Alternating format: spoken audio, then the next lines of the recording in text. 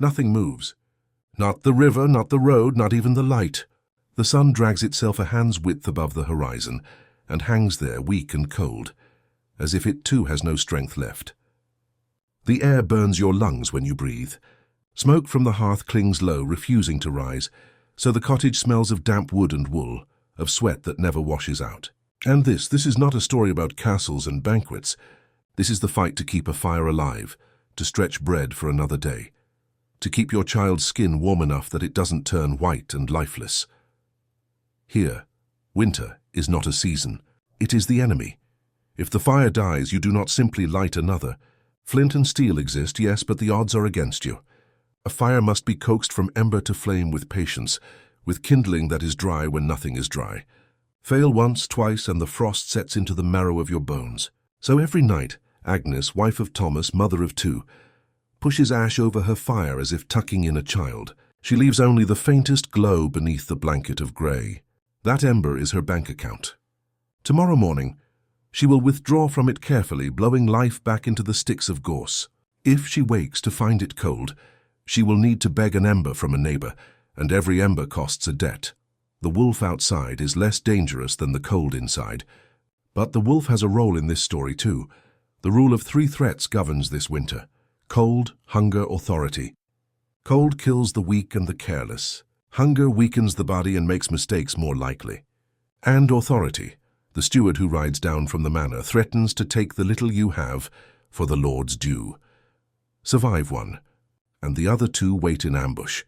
You might imagine that winter is a matter of endurance, that you sit by the fire wrapped in a blanket, waiting for the thaw. Agnes knows better.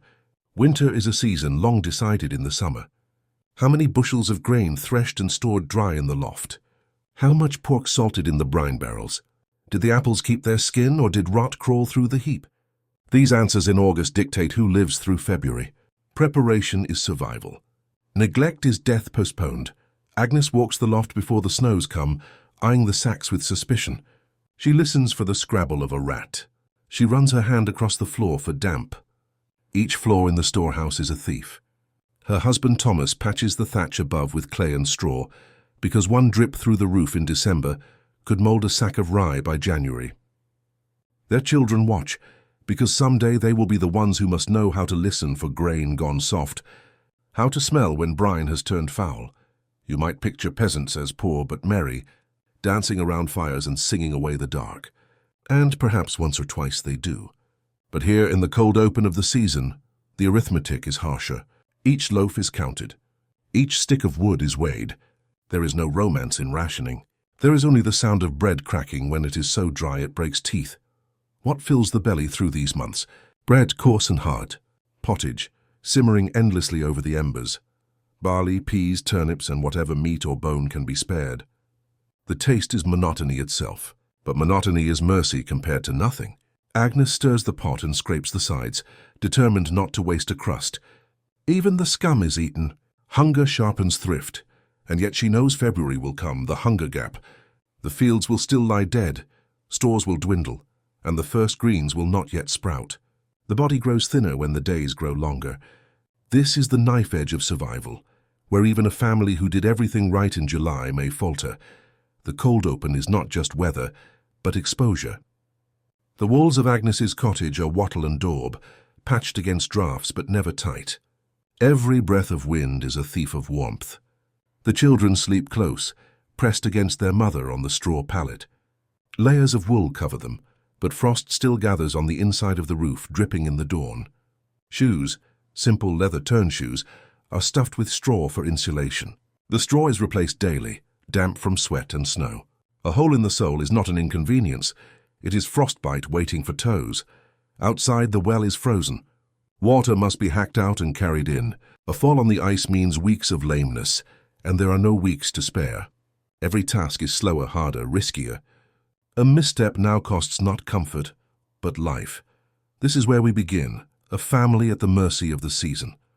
No knights, no kings, just people. Their war is not fought with swords, but with the steady grind of chores, patching, rationing, tending, mending. If they succeed, they see the spring. If they fail, the thaw will reveal not mud and shoots, but graves. But this story is not tragedy for its own sake. It is survival.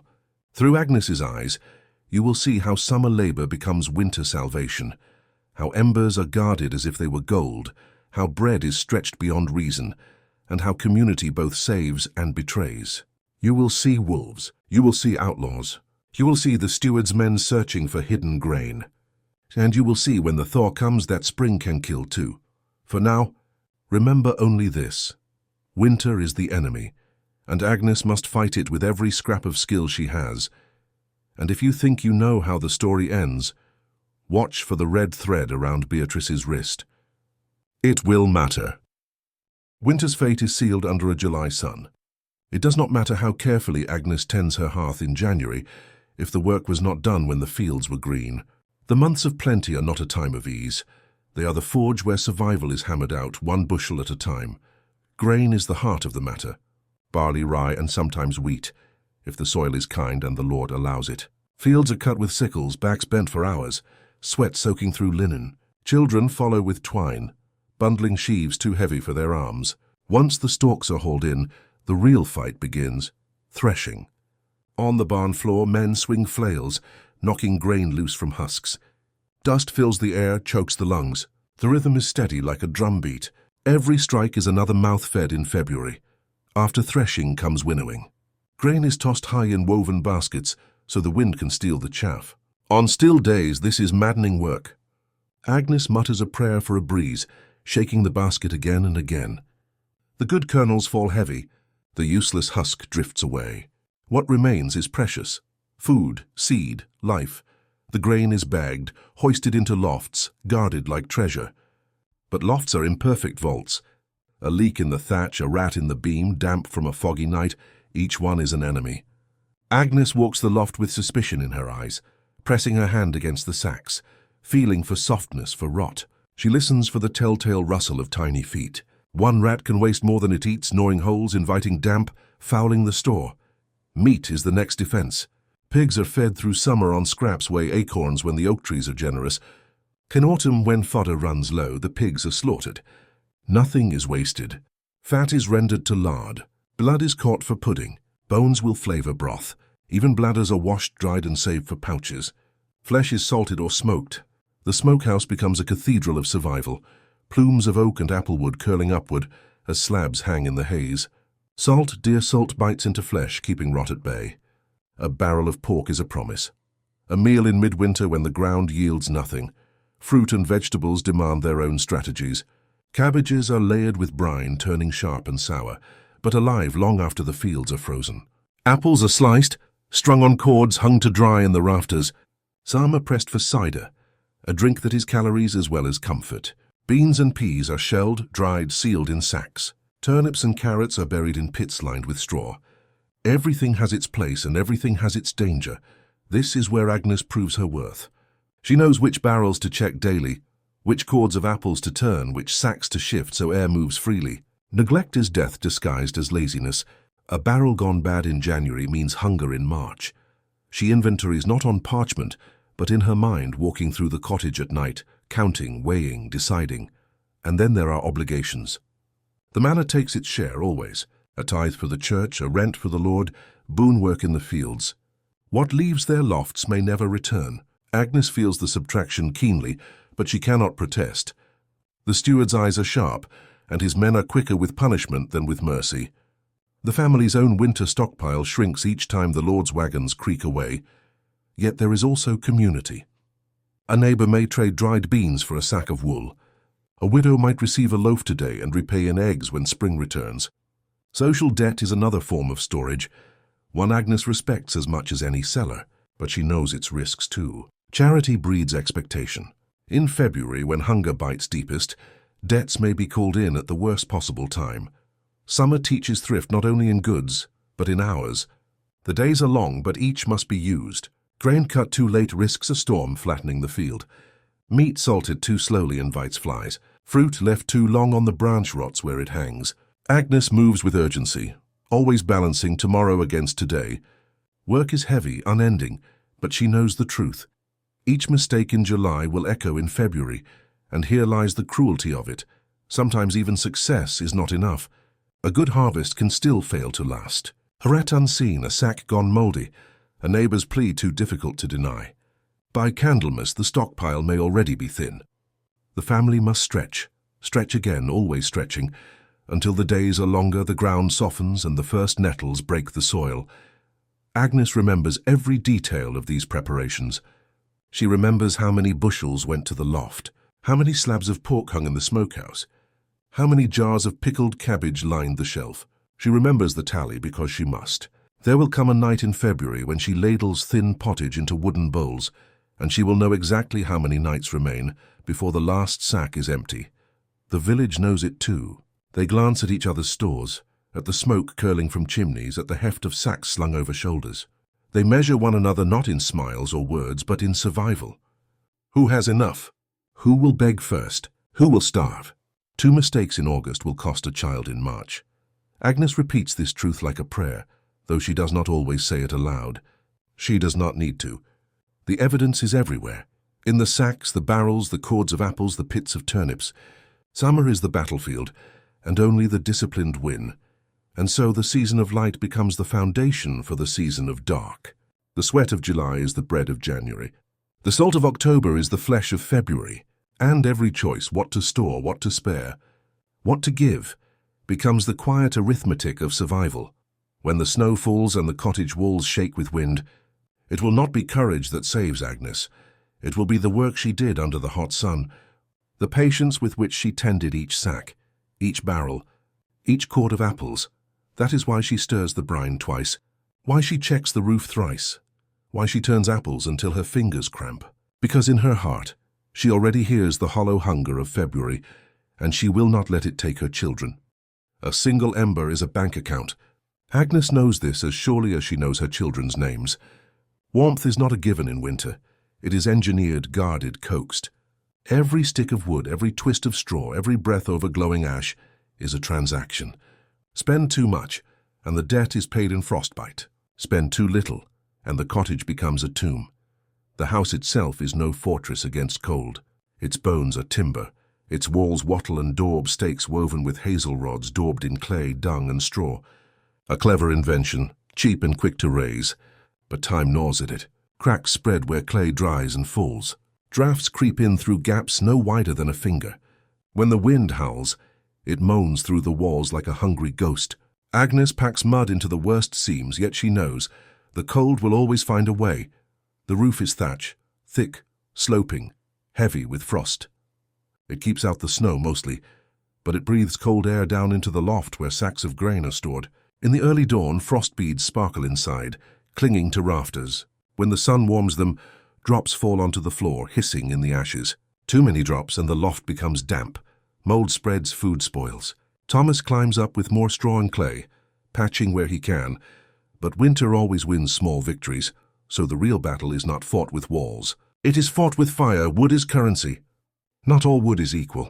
Fallen branches are gathered first, dried by the hearth, stacked neatly against the wall. Coppiced saplings are cut in summer, left to season. Those burn cleaner, steadier. Peat bricks dug from the fen smoke and stink, but they give heat when nothing else is left. Gorse, straw, and twigs are kindling, quick flames that leap up then die before they warm the pot. Each type has its place in the order of burning. Agnes knows this order by heart. Burn the good wood too soon, and February becomes a frozen sentence. Burn too little and sickness creeps in. Banking the fire is a ritual. At night, Agnes pulls embers into a mound, shovels ash over them until they glow faintly beneath their blanket. If the ash is too heavy, the ember suffocates. If too light, it burns itself out. She tests it with the back of her hand, just enough warmth to feel, not enough to flare. Then she lays down to sleep, praying the ember will still be alive at dawn. Morning is a test. She crouches by the hearth, uncovering the glow, feeding it with twigs, blowing until her cheeks ache. The children watch, silent, waiting. When the flame catches, it is a victory, as real as bread in their bowls. When it fails, there is only dread. For a cold hearth means begging, and begging means debt. The ember economy binds the village as tightly as rent and tithe. A neighbor will lend you fire, but tomorrow you must lend back or pay in food or labor or reputation. A family known for careless fires loses respect. A family known for stinginess loses allies. Agnes keeps her embers alive not only for her children, but for her dignity. Heat is more than fire. It is the geometry of survival. The family sleeps close, pressed together on a straw pallet by the hearth. The smallest child between the parents wrapped in layers of wool. Straw under them insulates from the frozen ground, but straw rots quickly with sweat and damp. Each week it must be replaced. Carried in by armfuls, shaken loose, spread new. The old straw, foul, crawling with lice, is hauled outside, dumped on the midden. It stinks, but it saves lives. Clothing is another line of defense. Linen shifts, wool tunics, cloaks patched until patches themselves are patched. Feet wrapped in straw before sliding into leather turnshoes, cracked and leaking. Goose fat smeared on toes, fingers, lips, to fight the bite of frost. Children are swaddled, layered, but still their cheeks burn red. Their breath clouds in the air even inside the cottage. Frostbite is always watching. The family checks each other's fingers at night, rubbing warmth back into stiff hands. Fuel grows scarcer with each passing week. The Lord's forest is guarded. Peasants are forbidden to cut living trees. Only deadfall may be gathered, and even that can bring fines if the steward wishes. Agnes sends her children out with baskets to scavenge. Twigs, pine cones, dried cow dung. Small things, but together they make the difference between a warm meal and a cold pot. Children know the rhythm of foraging as well as adults. They know which hedges hide dry sticks, which paths offer scraps. Still, the fear of running out hovers always. The pile by the hearth shrinks. Each stick burned is gone forever. Each night is colder than the last. Agnes rations fuel like bread, feeding the fire only as much as needed, never as much as wanted. A bright blaze is luxury she cannot afford. The fire must be modest, steady, reliable, never extravagant. There is comfort, too, in the smoke. It blackens the rafters, stings the eyes, but it drives away vermin, dries meat, preserves timber. The children cough, but Agnes accepts it. Smoke is part of survival. Without it, the meat spoils, the beams rot, the cold wins. Warmth, then, is not a gift. It is work, knowledge, vigilance. It is the memory of which twigs burn fastest, which logs smoulder longest. It is the habit of banking the fire, the patience to coax an ember back to life. It is the discipline of rationing fuel, the humility to beg when necessary, the strength to repay when called upon. The cottage is no castle. The family inside is no nightly household. But each night they lie in warmth, however fragile, is a victory won through craft and care. Agnes knows this. She knows, too, that one slip, the wrong ember, the wrong stick, the wrong night can unravel everything. This is why she guards the hearth as fiercely as any soldier guards a wall. Because in her world, fire is the fortress. Fire is the treasure. Fire is life. And if that ember dies, everything dies with it. Dinner is math. It is not flavor, not variety, not choice. It is arithmetic. How many mouths, how many loaves, how many days until the thaw? Agnes knows this better than she knows her prayers. Each meal she serves is a calculation, a gamble, a line drawn between enough and not enough. Bread is the foundation. Not soft white loaves like those eaten in the manor, but dark rounds of rye and barley. Heavy, dense, sometimes sour, sometimes so hard you must dip it in broth to bite it.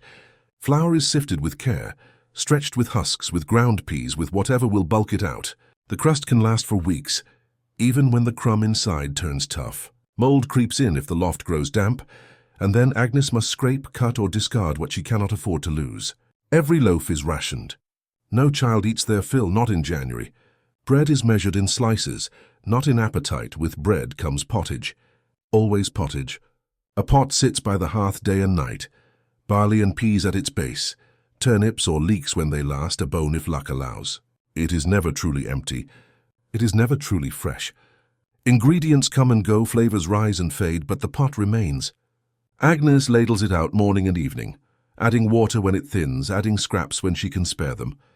The children grumble sometimes, but they eat.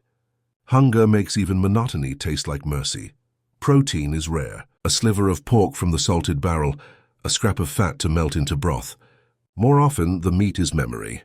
Festivals bring a goose, a chicken, perhaps even venison if the Lord is generous or boastful. But most days, meat is beyond reach. The body grows thinner with the weeks, arms leaner, cheeks hollow. Protein is saved for the working man, for Thomas, whose strength must hold if the family is to make it through. Agnes eats last, always last. Stretching the pot is an art. Dried nettles, crushed and stored from summer, can green the broth. Acorns, leached of their bitterness, can be ground into coarse meal. Chestnuts, when traded, are roasted and crumbled into pottage for a moment's sweetness. Dandelion roots, dried and boiled, give bitterness that tricks the stomach into thinking it has eaten more. None of this is pleasant, but it is better than hunger. Festivity punctuates the monotony, though briefly. On Christmas, on Candlemas, perhaps on a saint's day, the table brightens. A ham is pulled from the barrel, a goose roasted. Honey drizzles on bread, cider poured until cheeks glow. For one night the arithmetic loosens, the family laughs, but the morning after is always harder. The barrel is lighter, the bread smaller, the margin thinner. Agnes allows it because she must. Spirits are as fragile as bodies, but she feels the cost with every bite. Spices mark the divide between classes. Cinnamon, cloves, pepper, these belong to the Lord's table. Agnes has only salt. Parsley dried from summer, maybe garlic if it kept. Flavor is not the goal, sustenance is. Agnes tells her children stories as they eat, to distract from the sameness. She turns mealtime into a lesson, how to stir without burning, how to skim fat, how to check the pot without wasting heat. Each ladle is a schoolroom, each crumb a test, and then comes the hunger gap. February, March, the cruelest weeks. The barrels are nearly empty, the bread sacks thin, the meat long gone. The ground is still frozen, the fields barren. Yet the body demands more because the days lengthen, the work increases. A paradox, more need, less supply. This is where winter truly decides who lives. Agnes knows the signs. The pot grows thinner, the bread slices smaller. The children whimper at night. They dream of food. They wake to disappointment. The arithmetic sharpens. Skip a meal to save for tomorrow. Water down the broth until it is little more than hot liquid with the memory of peas. Pride shrinks alongside portions. Worst of all are the substitutes. Bark flour ground fine mixed into bread. Bitter, fibrous, dangerous if eaten too often. Agnes swears she will never cross that line.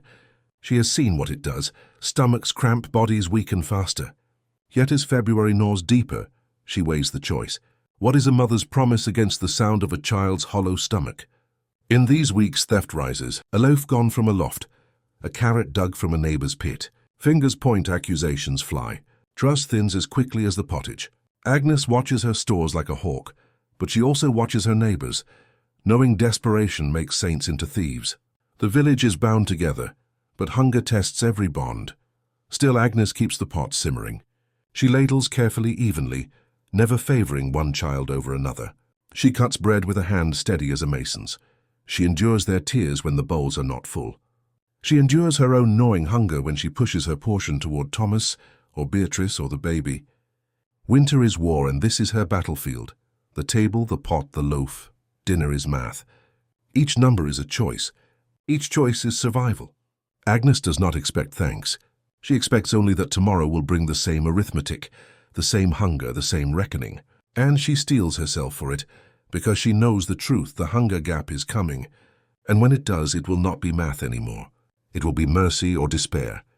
Winter isn't rest. Winter is maintenance. When the ground is locked and the fields sleep, hands cannot be idle. Idle hands grow weak, and weakness kills faster than cold. Agnes knows this, and so her family works, not in the open fields but in the dim cottage, by firelight, by candle, when they can spare the tallow. Winter is the season of repair.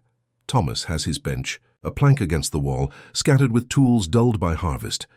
The scythe edge is nicked from stubble, the plough iron bent by stones hidden in the soil. These cannot wait until spring. He sharpens, files, hammers, fits. Each stroke on the whetstone is a promise of more grain cut in the summer to come.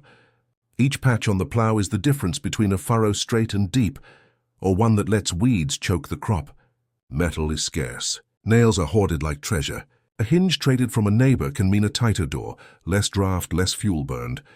Every repair in January is an investment in July. Agnes works the spindle. Flax, wool, whatever fibers were stored from the autumn shearing, she cards them smooth, twists them into thread, winds them onto spindles until her fingers ache. Thread becomes yarn. Yarn becomes cloth. Cloth becomes tunics, cloaks, blankets. Warmth is spun, inch by inch, from the memory of summer's sheep. Weaving waits for better light, but spinning never ends. Children learn early. Clumsy hands pulling at tufts, twisting, dropping spindles on the floor. Agnes corrects them patiently. One day their skill may keep their children alive. Dyeing is rare in winter but not absent. A pot of woad saved and fermented may stain thread a deep, strong blue. Madder root, when traded, gives red. These are luxuries, yes, but also pride. A tunic with colour lifts spirits, marks status, tells the village you are not beaten yet. Agnes sometimes sets aside a skein of dyed yarn for barter, medicine in exchange or candles or grain. Textiles are currency as much as clothing. Other tasks fill the hours. Baskets are mended, shoes are patched with scraps of leather or stuffed tighter with straw. Doors are sealed with clay, cracks filled with rags. A draft stopped now saves fuel later. Children carve pegs, whittle handles, practice knots. Even their play becomes apprenticeship. A child who knows how to mend a basket is one less mouth-wasting food in the future. The cottage is noisy with work. The scrape of a blade, the hum of spinning, the hiss of steam when damp wood touches the hearth. Outside, silence. Inside, the sound of survival. The rhythm of maintenance becomes as familiar as the rhythm of harvest. Time is slippery in winter. The sun gives little guidance. Morning feels like evening, evening like night. Agnes keeps time by chores, by the fire's needs, by the bells that sometimes drift from the church. Candles are precious, hoarded. Each inch of tallow is another hour of sight. Without them, work stops at dusk, and the long dark stretches unbroken. So every candle is rationed, lit only when necessary. Too much sewing by firelight ruins the eyes. Agnes balances cost against necessity as always. Barter keeps life moving. A skein of wool for a clay pot, a blanket for a jar of honey, a hinge for dried apples. Nothing is wasted, nothing is free. Winter sharpens trade because survival depends on it. Agnes is careful. She does not give too much, nor does she hoard too tightly. Reputation is as important as stock. A woman known for fair trades will find doors open when hunger presses hardest. A woman known for stinginess may find herself shut out when she needs help most. Health is guarded in small ways. Salves made from animal fat and herbs soothe cracked hands. A cloth over the mouth when carding wool keeps dust from the lungs. These things matter. Illness steals strength, and there is no strength to spare. Agnes passes her knowledge to her daughter Beatrice, showing her how to rub oil into her palms, how to warm stones by the fire and slip them under straw for warmth. Survival is not instinct. It is instruction. Winter work is less visible than summer toil, but no less vital. A scythe sharpened in January cuts more grain in July. A cloak woven in February keeps a child alive in March. A basket mended in December carries turnips in April. These are the unseen victories of winter, the quiet labor that makes survival possible.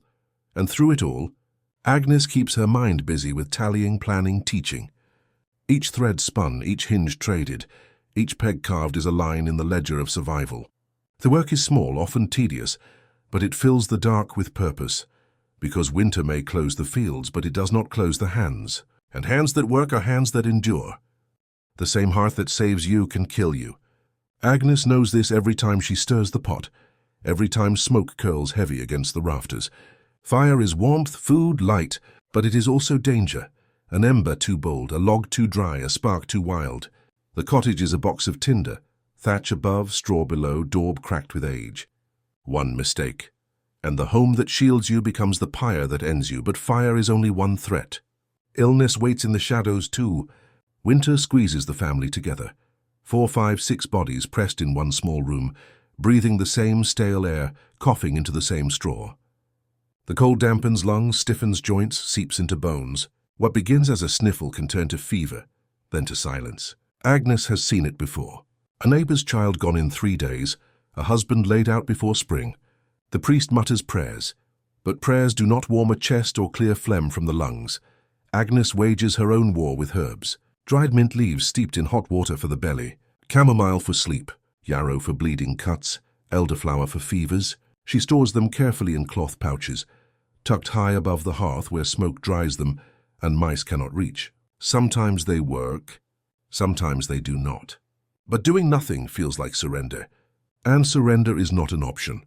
Hygiene is a word Agnes does not know, but practice she understands. Bathing in winter is rare, dangerous even. A chill caught from damp skin can linger and fester. So cleaning is done by parts. A cloth warmed in water, wiped over face, hands, underarms. Teeth are scrubbed with salt or ash.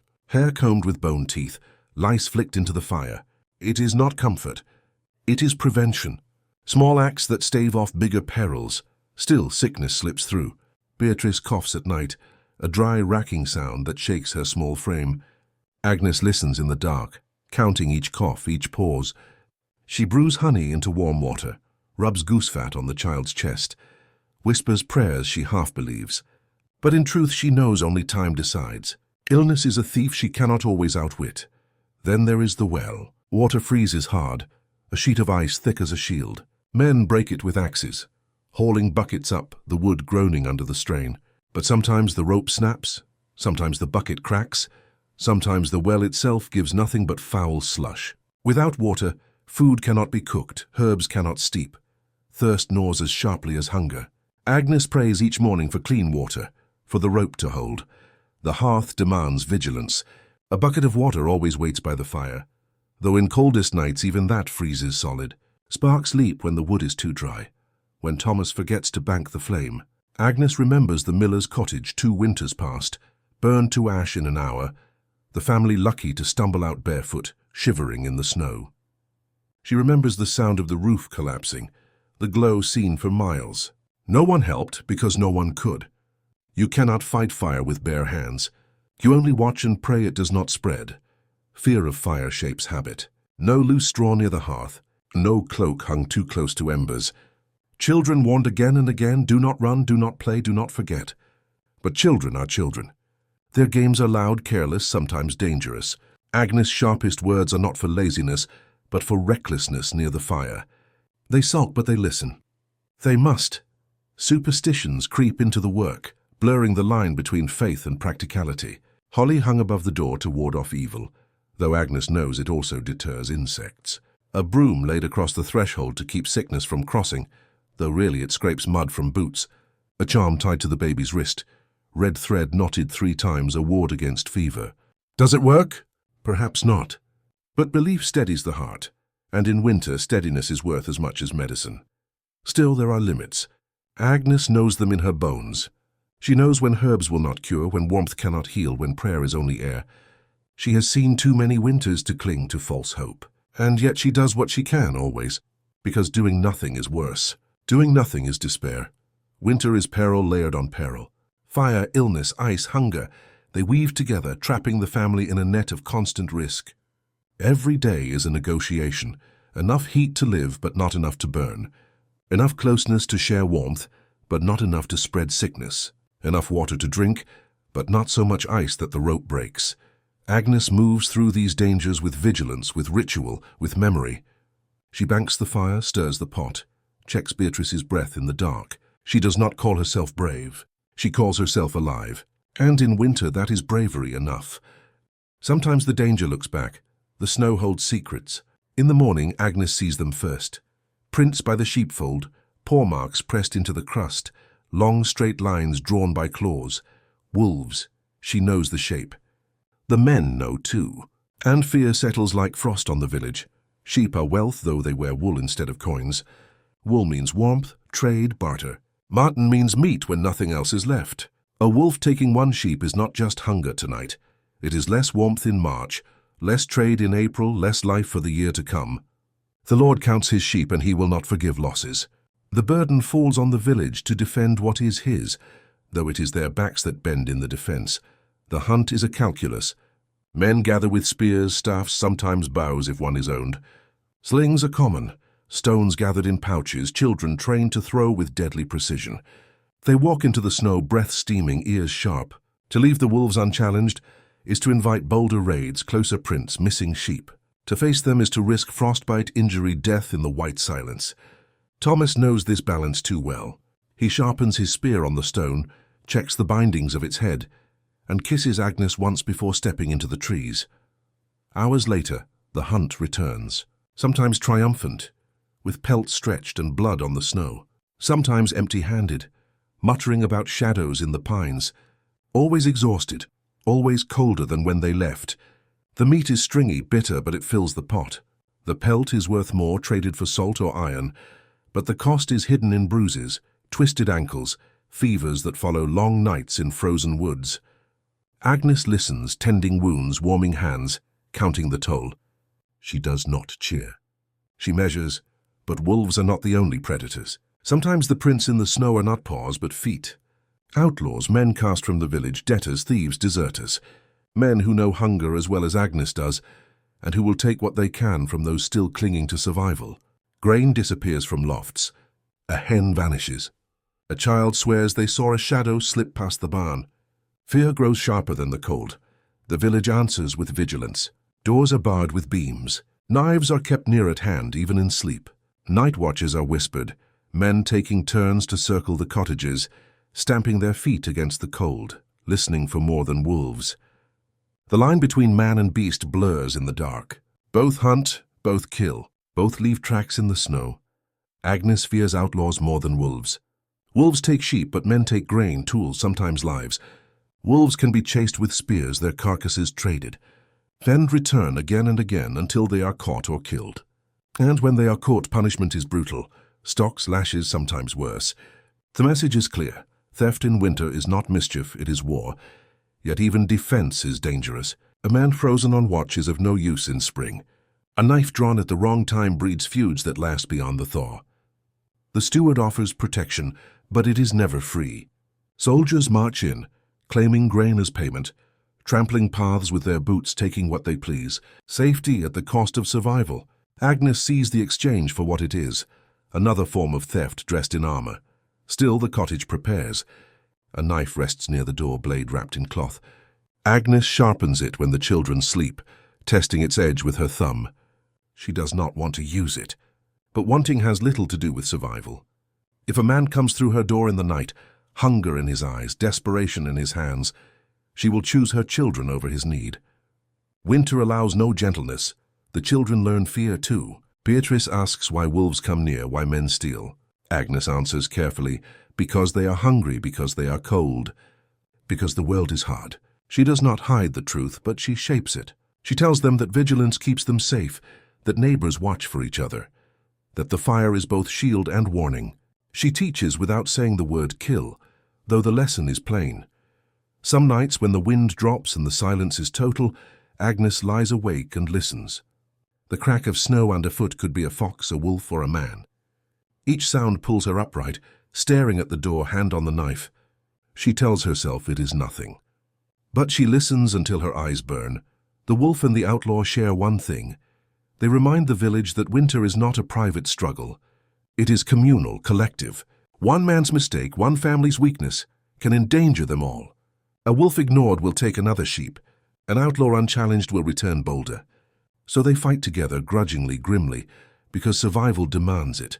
And Agnes knows when tracks appear in the snow, whether paw or boot, the danger is not just outside. It is inside too. In hunger, in fear, in the knife by the door.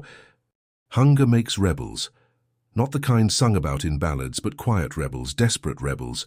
Rebels who hide grain beneath floorboards and whisper by firelight. For hunger is not only born of barren fields, it is sharpened by authority. The steward who rides down from the manor, cloak heavy, eyes sharp, tallying what belongs to the Lord. Steward Ralph is not cruel for cruelty's sake. He is an accountant of survival, but not Agnes's survival. His sums favor the manor. He counts the bushels in the loft, the barrels in the cellar, the sheep in the fold. He demands the tithe, 1 sheaf in 10 for the church, another portion for the Lord. It does not matter if the family's stores are thin. The numbers are the numbers, and his master's hunger weighs heavier than theirs. The steward does not always come alone. Men march with him, boots stamping paths into the snow, hands resting on spears. They search lofts, prod barrels with iron tips, lift lids and sniff for hidden meat. They say it is law. Agnes calls it theft, but she does not say it aloud. She bows her head, grips Beatrice's hand and waits for them to leave. Still, defiance smolders. Grain is hidden in clay pots buried beneath straw. Dried beans are sealed inside hollow beams. A jar of pickled cabbage rests beneath the hearthstone. The risk is enormous. If caught, punishment is swift. Fines, eviction, even prison for a husband. But what choice is there? To surrender everything is to starve quietly. To hide a little is to gamble for spring. The village debates in whispers. Some say it is better to comply to avoid the steward's wrath. Others argue for resistance. Not open rebellion, but stubborn refusal, unity in silence. If no one confesses, if no one betrays, perhaps the steward will take less, perhaps, but trust frays in hunger. Who will speak? Who will stay silent? Who will sell another's secret for favor? Agnes knows too well. Hunger makes thieves, but it also makes informants. One winter past, a neighbor was caught. A half sack of grain hidden beneath her child's bed. Soldiers dragged her husband to the manor. He returned days later, limping, silent eyes hollow. No one asked what had been done to him. Everyone already knew. The memory haunts every whispered plan. Fear is as powerful a guard as soldiers, but fear is not enough to silence hunger. So the villagers plan carefully. They meet at the path's edge under cover of night, voices low, breath misting in the air. They talk of standing together, of refusing to surrender the last sacks. They imagine facing the steward as one, spears lined, demands made. Not rebellion, not yet, but bargaining, a parley. They are tired of tribute masked as law. Agnes listens, but she knows the cost. Soldiers have steel. The village has wood and courage. Steel wins. Yet she also knows that submission does not fill bowls. If unity buys even one more week of food, perhaps it is worth the risk. Perhaps favors flow in quiet channels. A candle traded for silence. A jar of beans swapped for loyalty.